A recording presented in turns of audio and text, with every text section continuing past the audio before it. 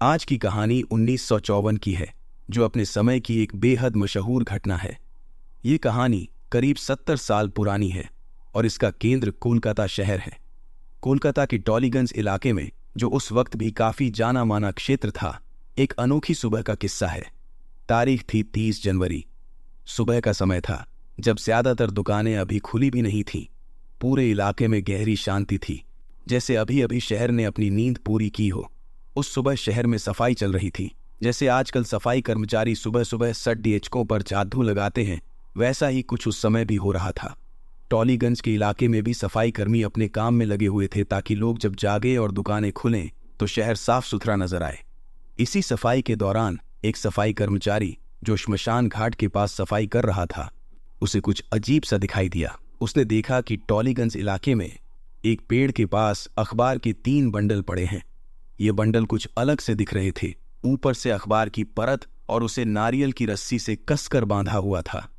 सफाई कर्मी को लगा कि लोग शायद इन बंडलों को यहां यूं ही छोड़ गए होंगे, लेकिन यह कुछ सामान्य कचरा नहीं था। उत्सुकता में उसने बंडलों के पास जाकर देखा। जैसे ही सफाई कर्मचारी ने एक पैकेट को खोला, उसकी चीख निकल गई। ये चीख इतनी तेज और भयानक थी कि आसपास के अन्य सफाई कर्मी और राहगीर दौड़ते हुए वहां पहुंच गए। जब वे भी उस पैकेट के अंदर का दृश्य देखते हैं तो उनकी भी हालत खराब हो जाती है। किसी ने तुरंत पुलिस को फोन किया और कुछ ही देर में वहां एक भीड़ जमा हो गई। पुलिस मौके पर पहुंची और स्थिति को समझने के लिए उन अखबारों के बंडलों को खोलने लगी। हर पैकेट नारियल की मोटी रस्सी से बंधा हुआ था, और जैसे जैसे पुलिस ने बंडलों को खोलना शुरू किया, उनके सामने जो दृश्य आया वह दिल दहला देने वाला था। अखबार में लिपटे हुए इंसानी शरीर के कटे हुए टुकड़े मिले, मानो किसी ने इंसानी शरीर को कई हिस्सों में काटकर बांध रखा हो। पहला पैकेट खोलने पर 2 इंसानी बाजुएं मिली, जो कोहनी से कटे हुए थे। इन अंगों के साथ हथेलियां और उंगलियां भी थीं, मानो किसी ने उन्हें बड़ी बेरहमी से काटकर अखबार में लपेट दिया हो। दूसरे और तीसरे बंडलों में भी इसी तरह इंसानी अंगों के अलग अलग टुकड़े थे। पुलिस ने गौर से देखा तो पाया कि इन बंडलों में जो अखबार इस्तेमाल किए गए थे, वे कोलकाता से प्रकाशित होने वाले जुगांतर अखबार के पन्ने थे। और ये पन्ने भी कोई सामान्य अखबार नहीं थे, बल्कि 1954 में ही छपे 21 नवंबर के जुगांतर अखबार के विशेष संस्करण के पन्ने थे।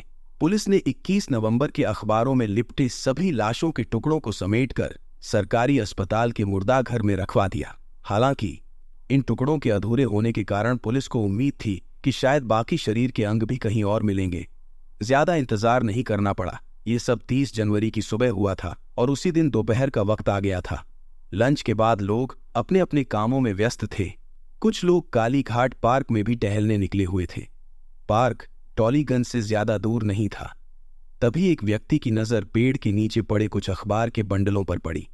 ये बंडल भी नारियल की मोटी रस्सियों से बंधे हुए थे और अखबार की परत में कुछ लिपटा हुआ दिखाई दे रहा था।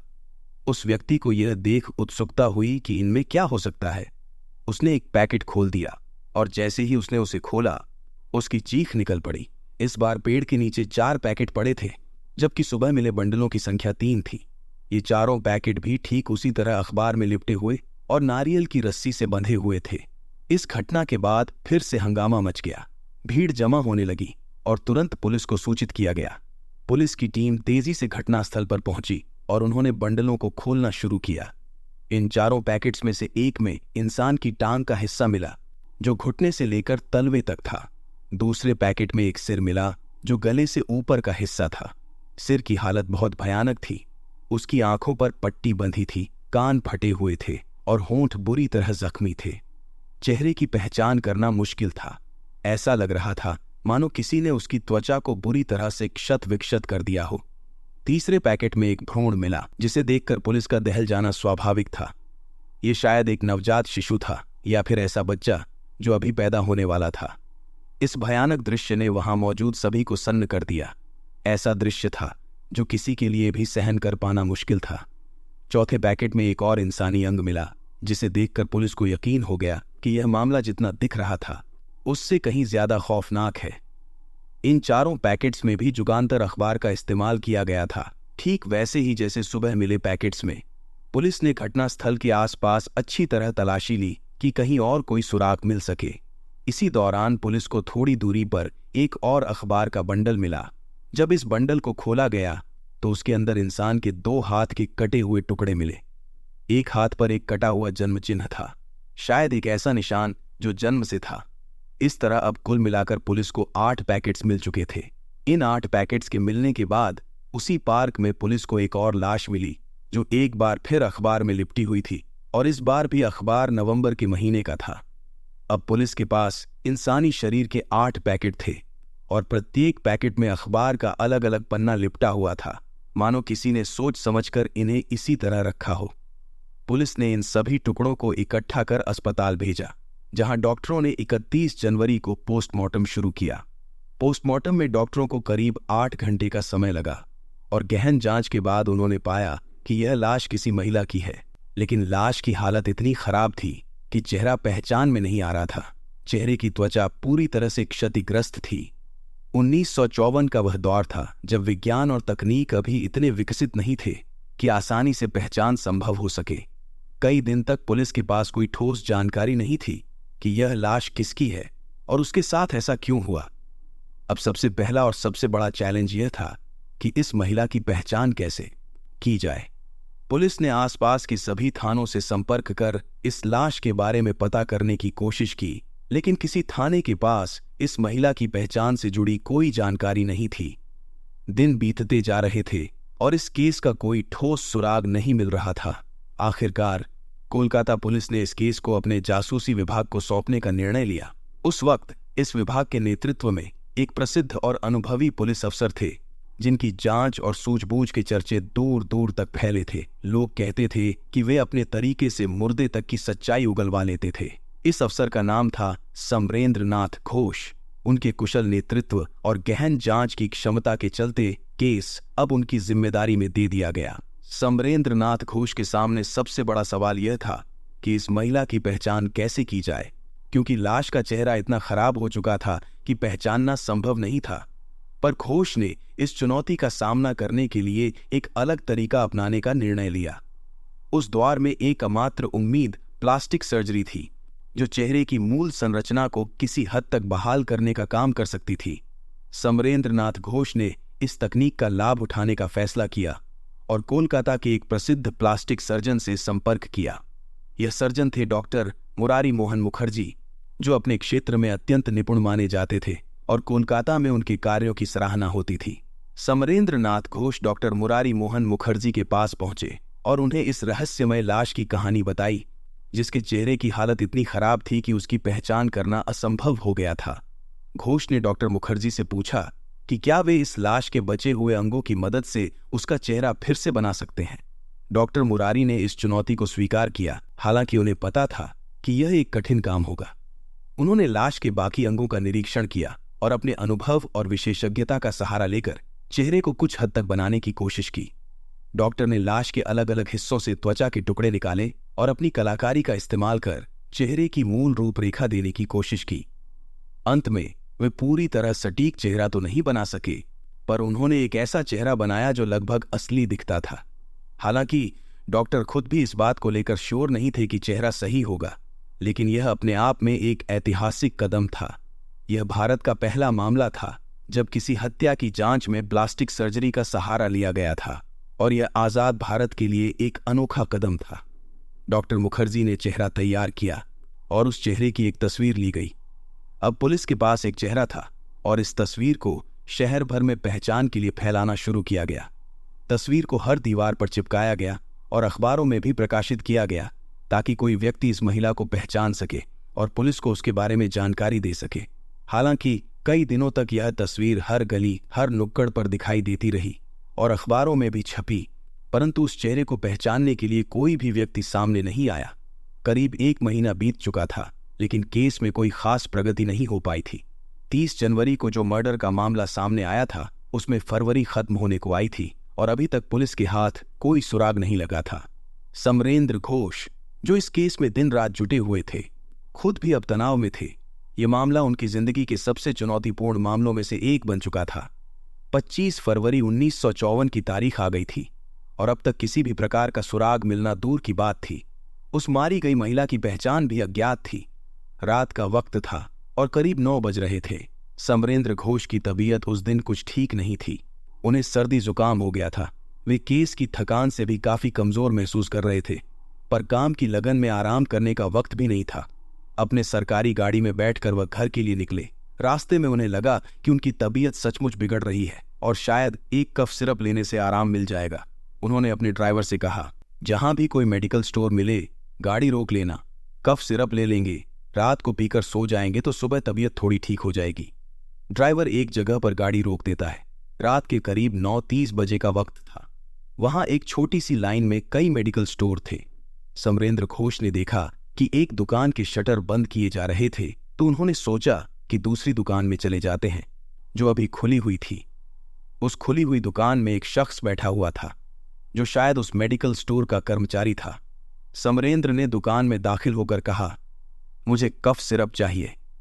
उस शख्स ने उन्हें ऊपर से नीचे तक देखा और फिर थोड़ी हिचकिचाहट के साथ बोला, साहब, इस वक्त कफ सिरप तो नहीं है।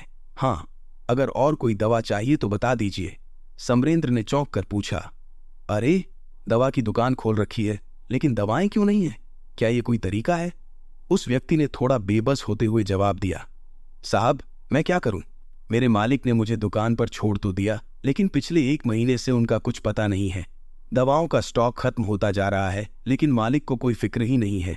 न वो आते हैं और न ही नया सामान भेजते हैं। मैं खुद भी समझ नहीं पा रहा कि क्या करूं। समरेंद्र घोष को ये बात कुछ अजीब लगी। उन्होंने गंभीरता से पूछा, तो तुम्हारा मालिक गायब है? उसका कोई पता ठिकाना नहीं है? दुकान का कर्मचारी थोड़ा असहज होकर बोला, हाँ साहब, 1 महीने से उनका कोई अता पता नहीं है। दुकान के ग्राहक भी अब कम हो गए हैं, क्योंकि दवाएं ही नहीं हैं। मुझे भी समझ नहीं आ रहा कि अब क्या करना चाहिए। समरेंद्र को ये बात कुछ अटपटी लगी। ये वही महीना था जिसमें एक अज्ञात महिला की लाश के टुकड़े मिले थे, और अब इस मेडिकल स्टोर का मालिक भी 1 महीने से गायब था। उनके मन में सवाल उठने लगे, कहीं इस गायब मेडिकल स्टोर मालिक का इस अजीबोगरीब केस से कोई संबंध तो नहीं? समरेंद्र गाड़ी में बैठते ही गुस्से में बुदबुदाते हैं, ठीक है, मालिक को बोलो कि अगर दुकान चला रहा है तो सही से चलाए, ऐसे कैसे? ये कहते हुए वह घर की ओर निकल पड़ते हैं, लेकिन एक बेचैनी उनके मन में घर कर जाती है। दवा तो मिली नहीं है, पर उस आदमी की बात बार बार उनके कानों में गूंजने लगती है। वह इस बात को जोड़ने लगते हैं, क्या इस दुकान का मालिक उसी लाश का संदिग्ध हो सकता है? उनकी जिज्ञासा बढ़ती है और मन में सवाल उमड़ने लगते हैं, आखिर मालिक इतने दिनों से गायब क्यों है? और अगर वह गायब है तो दुकान किसके भरोसे चल रही है? इस सवाल का जवाब पाने के लिए वह ड्राइवर से तुरंत कहते हैं, गाड़ी वापस उस दुकान की तरफ ले चलो। वापस उसी दुकान पर पहुंचकर समरेंद्र सीधे उस व्यक्ति से सवाल करते हैं, तुम्हारा मालिक पूरे 30 दिन से गायब है, आखिर गया कहाँ है? वह आदमी थोड़ा झिझकते हुए जवाब देता है, मालिक लोग कहाँ सब बताते हैं साहब। समरेंद्र फिर भी दबाव डालते हुए पूछते हैं, मालिक का नाम क्या है? आखिरकार वह व्यक्ति बताता है, बीरेन बाबू। पूरा नाम बीरेन दत्ता घोष। समरेंद्र उसकी बातों को गंभीरता से लेते हुए अगला सवाल करते हैं, अच्छा, और ये बताओ कहाँ रहते हैं? अब समरेंद्र के पास नए सुराग हैं और वह जानना चाहते हैं कि आखिर बीरेन दत्ता घोष पिछले 1 महीने से कहाँ गायब है। वह व्यक्ति पहले तो टाल मटोल करता है, लेकिन जैसे ही पुलिस की गाड़ी देखता है, घबराकर फौरन कोलकाता में एक जगह का पता दे देता है जहां उसका मालिक बीरेन दत्ता घोष रह सकता है। समरेंद्र उस व्यक्ति से मिले इस नए सुराग के बाद घर जाने की बजाय कोलकाता की उसी जगह पर पहुंचते हैं जो स्टाफ रोड पर स्थित है। वहां पहुंचते ही वह उस पते पर दिए गए नंबर वाले घर को देखते हैं, मगर घर पर ताला लगा हुआ मिलता है। समरेंद्र की जिज्ञासा बढ़ जाती है। वहां मौजूद कुछ पड़ोसियों से पूछते हैं, भाई, ये घर किसका है? पड़ोसी जवाब देते हैं, ये तो बीरेन दत्ता का घर है। समरेंद्र आगे सवाल करते हैं, तो वो लोग कहाँ हैं? पड़ोसी कंधे उचकाकर कहते हैं, साहब, हमें भी नहीं पता, काफी दिनों से उन्हें नहीं देखा है। इतने में एक महिला वहां से गुजरती है। समरेंद्र उसे रोककर पूछते हैं, क्या आप बीरेन दत्ता को जानती हैं? वह महिला जवाब देती है, जी साहब, बीरेन दत्ता ही है, पर उन्हें हमने 30 जनवरी के बाद से नहीं देखा है। महिला का यह कहना कि उसने बीरेन दत्ता को 30 जनवरी के बाद से नहीं देखा, समरेंद्र का ध्यान खींचता है। यह तारीख उसे कुछ सोचने पर मजबूर कर देती है। वह महिला से पूछते हैं, आपको यह तारीख इतनी साफ साफ क्यों याद है? महिला बताती है, असल में उनकी पत्नी गर्भवती थी और 30 जनवरी को ही बीरेन बाबू उन्हें सरकारी अस्पताल ले गए थे। उनका 9वां महीना चल रहा था और कभी भी डिलीवरी हो सकती थी। उस दिन उनकी पत्नी को दर्द हो रहा था, इसीलिए वह जल्दी में अस्पताल ले गए। उसके बाद से उन्हें यहाँ किसी ने नहीं देखा। इस बात से समरेंद्र के मन में शक गहराता है, क्या बीरेन दत्ता की अचानक गुमशुदगी का संबंध इसी घटना से हो सकता है? महिला ने बताया, 30 जनवरी को बीरेन बाबू अपनी पत्नी के साथ अस्पताल जाने से पहले अपने बेटे को मेरे पास भी छोड़ गए थे। बाद में अस्पताल जाते वक्त वो उसे साथ ले गए। मैंने खुद देखा था कि उस दिन पति पत्नी दोनों साथ थे। उसने कहा कि बीरेन दत्ता के कुछ जान पहचान वाले एक और पते पर रहते हैं, जो उनकी गुमशुदगी का रहस्य सुलझाने में मददगार हो सकता है। समरेंद्र और पुलिस की टीम अब उस नए पते की ओर बढ़ी, लेकिन किसी को भी यह नहीं पता था कि वे लोग कहाँ रहते हैं। काफी खोजबीन के बाद आखिरकार पुलिस उस पते पर पहुंची।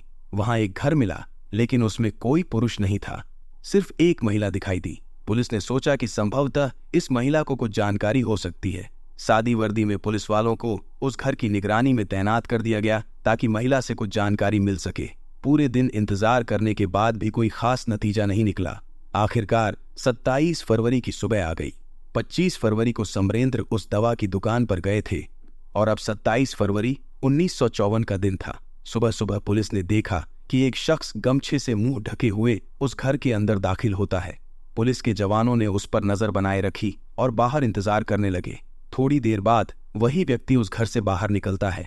जैसे ही वह आदमी घर से बाहर निकलता है, पुलिस वाले वर्दी में उसके पीछे पीछे चलने लगते हैं। थोड़ी दूर जाने के बाद एक पुलिस वाला धीमी आवाज में कहता है, वीरेन दत्ता। ये सुनते ही वह आदमी, जिसने अपने चेहरे को गमछे से ढका हुआ है, अचानक पलटता है। पहले तो वह चौंकता है और कहता है, तुम लोग कौन हो? पुलिस वाला जवाब देता है, यह हम बाद में बताएंगे, पहले ये बताओ तुम्हारी पत्नी कहाँ है? इस सवाल पर वह व्यक्ति घबरा जाता है। उसकी घबराहट साफ दिखाई देने लगती है। पुलिस वाला तुरंत उसके हाथ को पकड़कर कहता है, गाड़ी में चलिए, कुछ सवाल हैं जिनका जवाब देना होगा। इसके बाद पुलिस उसे गाड़ी में बैठाकर कोलकाता के जासूसी विभाग के मुख्यालय लेकर जाती है। थोड़ी देर बाद समरेंद्र नाथ घोष वीरेन दत्ता के सामने बैठे होते हैं। अब वीरेन दत्ता अपनी कहानी सुनाने लगता है। वह बताता है कि उसका जन्म कोलकाता में हुआ था, लेकिन उसके जीवन में संघर्ष बहुत जल्दी शुरू हो गया था। बचपन में पहले उसकी मां का निधन हो गया और फिर उसके पिता भी नहीं रहे। तब उसकी उम्र मुश्किल से 4 या 5 साल थी। उसकी 2 बड़ी बहनें थीं, जिनके साथ उसका बचपन बीता। माँ बाप के जाने के बाद उसकी बहनों ने ही उसे पाला पोसा, लेकिन दोनों बहनें कोलकाता से बाहर थीं। ऐसे में वीरेन अपने चाचा के परिवार के साथ रहने लगा। चाचा के बेटे उसे अपने छोटे भाई की तरह मानते थे। चाचा का निधन हो चुका था, इसीलिए चाचा के बेटों ने वीरेन की जिम्मेदारी अपने ऊपर ले ली, यह सोचकर कि यह मासूम बच्चा अनाथ है और उसकी देखभाल करना अब उनका कर्तव्य है। वीरेन का पढ़ाई में मन नहीं लगता था और कई बार वह फेल भी हो जाता। उसे अपनी दीदी के घर ज्यादा आज़ादी मिलती थी, इसलिए कई बार वह वहां भाग भी जाया करता। लेकिन हर बार उसके चचेरे भाई उसे समझाकर वापस ले आते और कहते कि मेहनत करने से उसकी जिंदगी संवर जाएगी। जैसे जैसे वीरेन बड़ा हुआ, चचेरे भाई के मन में उसके प्रति हमदर्दी और जिम्मेदारी का भाव और बढ़ता गया, क्योंकि वीरेन का अपना परिवार तो था नहीं। आखिरकार वीरेन के चचेरे भाई ने उसकी जिंदगी संवारने के लिए एक मेडिकल स्टोर खोल दिया। उस जमाने में दवा की दुकान का काफी महत्व था और उन्होंने इसे पूरी तरह कानूनी रूप से वीरेन के नाम कर दिया, ताकि वह अपनी जिंदगी को एक सही दिशा में ले जा सके। यह दुकान ही अब उसकी आजीविका का जरिया बनने वाली थी। वीरेन अब भी अपने चचेरे भाई के घर पर ही रह रहा था। चचेरे भाई की शादी हो चुकी थी और उनकी एक बेटी थी जिसका नाम कमला था। धीरे धीरे कमला भी बड़ी हो रही थी और इसी बीच वीरेन की उम्र 22 साल हो चुकी थी। वीरेन और उसके चचेरे भाई का परिवार एक ही छत के नीचे मिलजुल कर रह रहे थे। कमला, जो उम्र में वीरेन से करीब 3 साल छोटी थी, यानी लगभग 19 साल की थी, उसी घर में रहती थी जहां वीरेन रह रहा था। रिश्ते में वह वीरेन की भतीजी थी, लेकिन साथ रहते रहते दोनों के बीच गहरे भावनात्मक संबंध बनने लगे। समय के साथ दोनों एक दूसरे के करीब आ गए और दोनों के दिलों में प्रेम पनपने लगा। हालांकि समाज और परिवार की नज़र में उनका रिश्ता अस्वीकार्य था, क्योंकि रिश्ते में वह वीरेन की भतीजी मानी जाती थी। जब उनके रिश्ते का पता घर वालों को चला तो परिवार वालों ने इसका कड़ा विरोध किया। कोई भी उनके रिश्ते को स्वीकार करने के लिए तैयार नहीं था, क्योंकि वे करीबी खून के रिश्ते से बंधे थे। परिवार वालों के समझाने और मना करने के बाद भी वीरेन और कमला अपने निर्णय पर अडिग रहे। परिवार का विरोध उन्हें अपनी चाहत से दूर नहीं कर पाया और अंततः दोनों ने एक नया जीवन शुरू करने का निर्णय लिया। एक रात वे घर छोड़कर कोलकाता में कहीं दूर चले गए। उन्होंने एक किराए का कमरा लिया और वहां रहने लगे। समाज की नजरों से बचने के लिए वीरेन ने कमला के नाम को बदलकर बेला भवानी रख दिया और आसपास के लोगों को बताया कि वे पति पत्नी हैं। हालांकि वीरेन ने कमला से असल में शादी नहीं की थी, पर अपने आसपास के लोगों के सामने उन्होंने झूठ मूठ का पति पत्नी का रिश्ता बनाया। इस नए नाम और पहचान के साथ कमला अब बेला बन गई। वे दोनों एक नई पहचान के साथ जिंदगी बिताने लगे, समाज से दूर, अपनी बनाई हुई इस दुनिया में। वीरेन दत्ता अब कमला, जो अब बेला भवानी बन चुकी थी, के साथ रहने लगा। समय बीतता गया और उनके साथ रहते हुए उन्हें एक बेटा भी हुआ। कमला बार बार वीरेन से कहती कि वे अपनी शादी को औपचारिक रूप से समाज में स्वीकार करवाएं और सार्वजनिक रूप से इसे घोषित करें, लेकिन वीरेन इसे टालता रहा। उसने केवल कमला को मनाने के लिए उसकी मांग पर सिंदूर भर दिया, परंतु पूरे रस्म रिवाज से शादी करने को तैयार नहीं हुआ। उनका रिश्ता एक अधूरी शादी की तरह था, जहां कमला को पत्नी का दर्जा तो मिला, पर समाज की नजरों में वह अधिकार कभी नहीं दिया गया। इस बीच वीरेन अपनी दवा की दुकान चला रहा था और उसकी जिंदगी किसी तरह से व्यवस्थित चल रही थी। कमला के साथ उनका एक बेटा भी था और बाहरी लोगों के सामने वे पति पत्नी के रूप में ही रहते थे। लेकिन अचानक वीरेन की जिंदगी में एक नई लड़की का आगमन हुआ, मीरा। मीरा से उसकी मुलाकात अपनी दीदी के घर पर होती थी, जहां वह अक्सर आया जाया करता था। उसकी दीदी के साथ उसका रिश्ता अभी भी मधुर था, हालांकि वह कमला के साथ उसके रिश्ते को कभी स्वीकार नहीं कर पाई थी।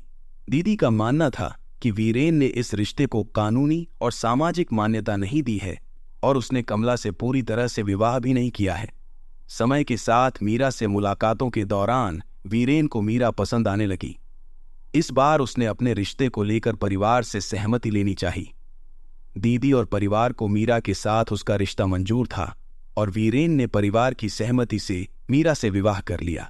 अब वीरेन के जीवन में दो महिलाएं थीं, कमला, बेला भवानी और मीरा।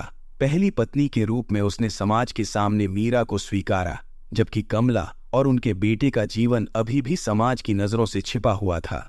अब वीरेन दत्ता की जिंदगी पूरी तरह से दो हिस्सों में बांट चुकी थी और उसे दोनों ओर अपने झूठ को बनाए रखना पड़ रहा था। मीरा को कमला के बारे में कोई जानकारी नहीं थी और कमला को मीरा के बारे में। दोनों से उसने कोलकाता में ही अलग अलग किराए के घर लिए, जो एक दूसरे से ज्यादा दूर नहीं थे। वीरेन ने अपने दोहरे जीवन को पूरी चालाकी से व्यवस्थित कर रखा था। दिन के समय वह कमला और उनके बेटे के साथ रहता, जबकि रात के समय वह मीरा के पास जाता। मीरा को हमेशा यह खटकता था कि वीरेन हर रात बाहर क्यों रहता है। जब भी वह सवाल करती, वीरेन जवाब में कहता कि दवा के कारोबार के कारण उसे अक्सर रात में कोलकाता और आसपास की जगहों पर दवाओं की डिलीवरी और अन्य कामों के लिए जाना पड़ता है। यह बहाना मीरा के लिए विश्वसनीय लगने लगा और वह इस पर यकीन कर लेती थी।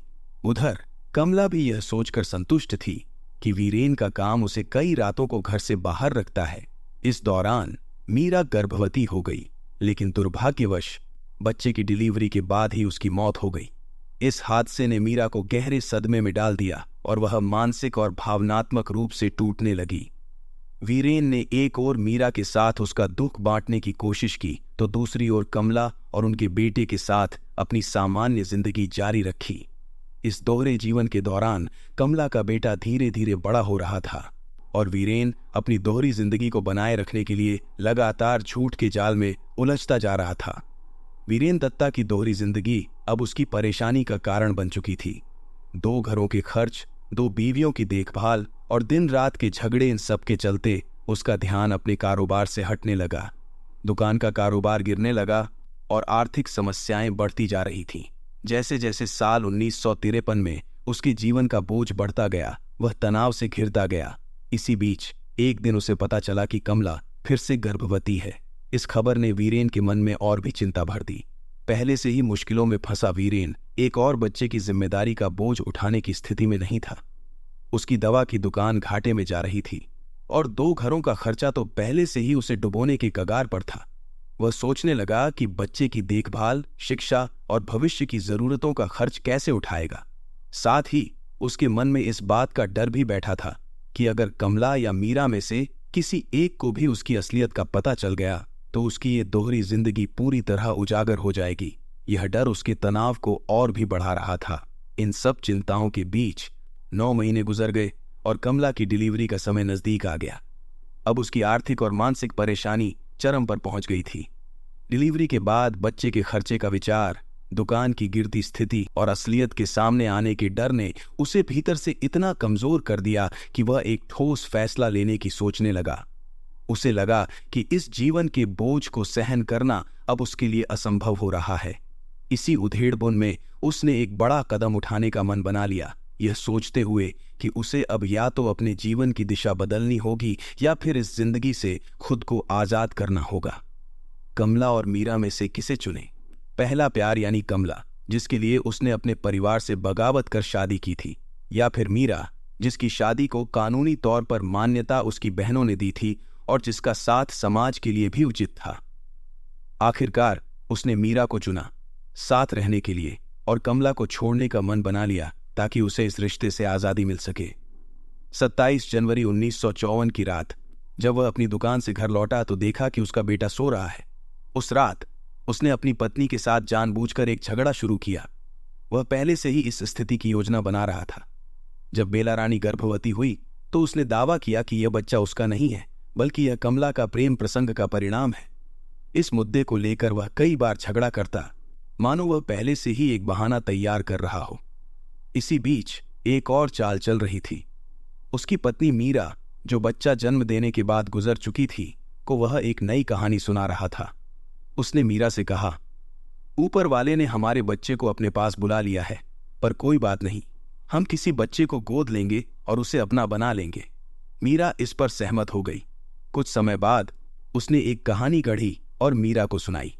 उसने कहा कि एक दंपति अपने बच्चे के साथ कहीं जा रहे थे। तभी एक दुर्घटना में माता पिता की मौत हो गई और बच्चा अकेला रह गया। उसने बच्चे की उम्र भी वही बताई जो बेला रानी से जन्मे उसके अपने बेटे की थी, मानो वह सब पहले से तय था। उसकी योजना यह थी कि अपनी पत्नी का कत्ल कर देने के बाद वह बच्चे को इस तरह मीरा की गोद में डाल देगा जैसे कि यह गोद लिया हुआ बच्चा हो, जबकि असल में वह उसका अपना ही बेटा है। वह इन सभी चीजों की जमीन पहले से तैयार कर रहा था। 27 जनवरी की रात उसका बेला रानी के साथ फिर झगड़ा हुआ। उसने एक बार फिर दावा किया कि यह बच्चा उसका नहीं बल्कि उसके प्रेमी का है। इस बार झगड़ा बढ़ता गया और उसी दौरान उसने बेला रानी के सिर पर एक वजनी वस्तु से वार कर दिया। जब उसे यकीन हो गया कि वह मर चुकी है तो उसने उसका गला भी दबा दिया। इस दौरान उनका बेटा गहरी नींद में सो रहा था। इसके बाद उसने अलमारी खोली, उसमें रखे सारे सामान को बाहर निकाल दिया और बेला रानी की लाश को अंदर रखकर अलमारी को बंद कर दिया। वह वापस अपने बेटे के पास लौट गया और ऐसे बर्ताव करने लगा जैसे कुछ हुआ ही न हो। 27 जनवरी की रात बीत गई और अगले दिन यानी 28 जनवरी की सुबह उसने अगला कदम उठाने का सोचा। उसे मालूम था कि बेला रानी अक्सर बाहर जाया करती थी और अपने बेटे को एक भरोसेमंद सहेली के पास छोड़ दिया करती थी जो उसी इलाके में रहती थी। उसने उसी योजना का सहारा लिया। वह अपनी सहेली के पास गया और कहा, क्या तुम 2-4 दिन के लिए बच्चे का ध्यान रख सकती हो? बेला रानी की कभी भी डिलीवरी हो सकती है और मुझे उसके साथ रहना होगा। अस्पताल आना जाना तो उसके लिए एक सामान्य बात थी और खुशी खुशी वह बेटे को अपनी सहेली के पास छोड़ने के बाद आगे की योजना को अंजाम देने के लिए निकल पड़ा। उसने अपने बेटे को सहेली के पास छोड़कर मेडिकल स्टोर का रुख किया। मेडिकल स्टोर पर उसने थोड़ा काम किया और फिर अपनी दिनचर्या के अनुसार अखबार का एक पूरा बंडल, खासकर युगांतर अखबार का, उठाया और घर लौट आया। शाम हो चुकी थी जब वह घर पहुंचा। नारियल की रस्सी और कुछ पॉलीथीन पहले ही इकट्ठा कर रखे थे। घर लौटने के बाद उसने अखबार का बंडल खोला और अलमारी में छिपाई गई अपनी बीवी की लाश को बाहर निकाला। अब 28 जनवरी को रात बीत चुकी थी और लगभग 20 घंटे से अधिक समय हो चुका था। उसने एक तेज धार वाले हथियार का इस्तेमाल कर लाश के टुकड़े करने शुरू किए। हर टुकड़े को एक एक पॉलीथीन में डाला, फिर उस पॉलीथीन को अखबार से लपेटा और नारियल की रस्सी से बांधकर छोटे छोटे पैकेट बना दिए। इस दौरान उसे बदबू आने का एहसास हुआ तो वह रुक गया और बाकी लाश के टुकड़ों को वहीं छोड़ दिया। उसने फर्श की सफाई फिनाइल से की ताकि किसी भी तरह की दुर्गंध न फैले और सब कुछ सामान्य लगे। 29 जनवरी का दिन आया। वह सुबह उठा, दुकान पर गया और फिर घर लौटते ही एक बार फिर लाश के टुकड़े करने के काम में लग गया। उसने एक एक टुकड़ा छोटे छोटे पैकेटों में बांधा। हर टुकड़ा पहले पॉलीथीन में डाला, फिर उसे अखबार में लपेटा और रस्सी से बांधकर सुरक्षित किया। इसके बाद उसने उन सारे पैकेटों को अलमारी में रख दिया और पूरे घर की फिर से सफाई की। दिन भर ये सब करने के बाद रात का वक्त हो गया था। रात होते ही उसने कुछ पैकेट उठाए, एक रिक्शा बुलाया और बाहर निकल गया। टॉलीगंज के एक सुनसान इलाके में पहुंचा जहां रात का सन्नाटा था। उसने देखा कि टॉयलेट के पास कोई नहीं है और वहां 3 पैकेट फेंक दिए। इसके बाद वह वापस घर आया, लेकिन महसूस किया कि एक बार में सभी पैकेट ले जाना मुश्किल है। वह कुछ और पैकेट लेकर फिर बाहर निकला, एक रिक्शा लिया और थोड़ी दूर एक पार्क में पहुंचा। वहां एक पेड़ के नीचे उसने 4 पैकेट और फेंके। इसी पार्क में उसने एक और पैकेट अलग जगह फेंका। इस तरह उसने कुल 8 पैकेट फेंक दिए। यह सब करने के बाद वह घर वापस आया और अपनी योजना के अगले चरण के लिए तैयार हो गया। 30 जनवरी को वह उस महिला के पास गया जो उसकी बीवी की सहेली थी और जो पिछले 2 दिनों से उसके बेटे की देखभाल कर रही थी। उसने उससे कहा, थैंक यू, आपने मेरे बेटे को रखा। अब मैं उसे ले जा रहा हूं क्योंकि शायद आज हॉस्पिटल में डिलीवरी है, इसलिए मुझे वहीं रहना पड़ेगा। ऐसा कहकर वह अपना बेटा लेकर वहां से निकल गया। जब बाकी रिश्तेदार भी घर पहुंचे, उसने अपने बेटे को मीरा की गोद में डालते हुए कहा, यही वो बच्चा है जिसके माँ बाप एक हादसे में मारे गए थे और अब हम इसे गोद लेंगे। उसने मीरा को वही कहानी सुनाई जो पहले से बनाई हुई थी, जबकि सच्चाई यह थी कि बच्चा उसी का अपना था। इस बात पर खुद समरेंद्र नाथ भी चौंक उठे। उनका मन इस घटनाक्रम से पूरी तरह हिल गया। इसके बाद इस केस की गहराई से जांच शुरू हुई और सबूत जुटाने का काम तेजी से आगे बढ़ा। जांच टीम ने सबसे पहले उस अस्पताल की जांच की जहां यह दावा किया गया था कि महिला प्रेग्नेंट थी। डॉक्टर ने बताया कि हाँ, ये सच है कि वह अस्पताल में आती थी और वह गर्भवती भी थी। एक भ्रूण की बरामदगी ने इस बात की पुष्टि भी कर दी, लेकिन यह मामला जटिल था क्योंकि तब डीएनए परीक्षण उपलब्ध नहीं था। अंततः जांच टीम को एक पैकेट में 2 जांघें मिली। उनमें से एक जांघ पर एक विशिष्ट निशान था जो बर्थमार्क जैसा दिखाई दे रहा था। बेला रानी की मां ने गवाही दी कि यह निशान उसकी बेटी का ही था। उसने बताया कि जब बेला रानी छोटी थी तो एक बार खेलते वक्त तेज धार की वस्तु पर गिरने से उसकी जांघ पर चोट का निशान बन गया था। इस निशान के आधार पर ही लाश की पहचान करने का मजबूत आधार मिल गया। इस गवाही और सबूतों के आधार पर पुलिस ने केस को आगे बढ़ाया और अपराध का पूरा पर्दाफाश हुआ। इस घटना के बाद बेला रानी की मां और सभी गवाहों की गवाही ने मामले को मजबूत बना दिया। डॉक्टर की पर्ची और मेडिकल रिकॉर्ड से यह साबित हो गया कि बेला रानी गर्भवती थी। इस तरह सभी सबूत और गवाहों की जानकारी कोर्ट के सामने पेश की गई।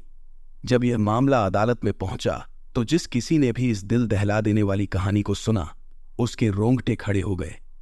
एक पति द्वारा अपनी पत्नी के साथ ऐसी निर्दयता दिखाने की कहानी लोगों के लिए अकल्पनीय थी। मुकदमे के दौरान तमाम गवाहों और सबूतों को बारीकी से परखा गया। कई डॉक्टरों की टीम अदालत में पेश हुई जिन्होंने पोस्टमार्टम और अन्य साक्ष्यों पर अपनी विशेषज्ञ राय दी। डॉक्टरों ने विस्तृत जानकारी दी कि किस प्रकार लाश के हिस्सों को अलग अलग पैकेट्स में बांधकर ठिकाने लगाया गया था। अलीपुर सेशन कोर्ट ने आखिरकार 1955 में इस जघन्य अपराध का फैसला सुनाया। अदालत ने कहा कि इस तरह के बर्बर अपराध में मौत की सजा से कम कुछ नहीं हो सकता। वीरेन दत्ता घोष को मौत की सजा सुनाई गई। इस फैसले को वीरेन ने कोलकाता हाईकोर्ट में चुनौती दी, लेकिन हाईकोर्ट ने भी सबूतों और गवाहों की समीक्षा करते हुए निचली अदालत के फैसले को सही ठहराया और फांसी की सजा को बरकरार रखा। अंत में मामला सुप्रीम कोर्ट तक पहुंचा, जहां वीरेन की अंतिम उम्मीदें थीं। सुप्रीम कोर्ट में अपील करने पर भी वीरेन को राहत नहीं मिली और वर्ष 1955 के अंत में सुप्रीम कोर्ट ने भी यह निर्णय दिया कि वीरेन दत्ता घोष को मौत की सजा होनी चाहिए। आखिरकार जिस दिन वीरेन ने बेला रानी का कत्ल किया था, उसके ठीक 2 साल बाद 28 जनवरी 1956 की सुबह अलीपुर सेंट्रल जेल में उसे फांसी पर चढ़ा दिया गया। यह मामला बेला रानी केस के नाम से विख्यात हो गया और एक ऐसी मिसाल बना जिसने हर किसी के मन में गहरा प्रभाव छोड़ा। दोस्तों, अगर आपको ये क्राइम स्टोरी पसंद आई तो जरूर लाइक करें, अपने दोस्तों के साथ शेयर करें और हमारे चैनल को सब्सक्राइब करना ना भूलें। ऐसे ही और भी इंटरेस्टिंग क्राइम स्टोरीज के लिए बेल आइकन दबाएं ताकि आपको सबसे पहले अपडेट मिल सके।